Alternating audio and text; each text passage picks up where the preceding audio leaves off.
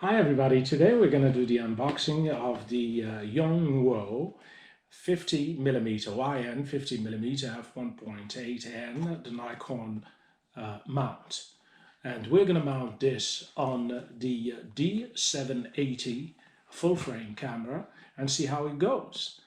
You can also mount this on the DX camera body, but it gives you an effective focal length of 75mm. It's no longer the 50mm.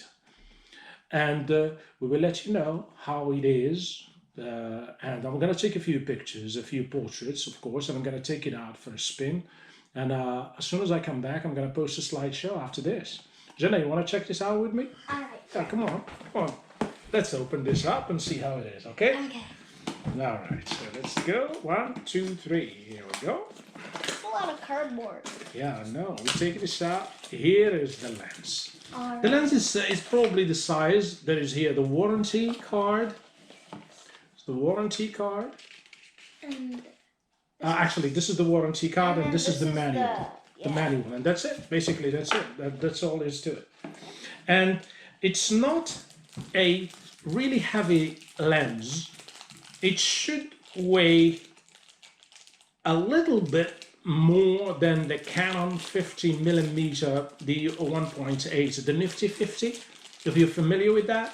I have never used the Nikon 50mm f1.8, so I cannot compare as far as weight goes.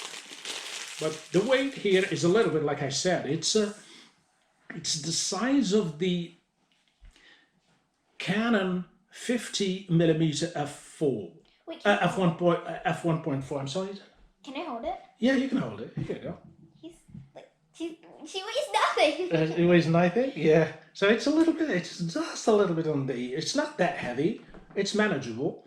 And like I said, it's the size of the 15mm Canon F50. Canon 50mm f1.4. We owned that before, right? Yeah. Okay. So now we're gonna mount this on the Nikon, the body.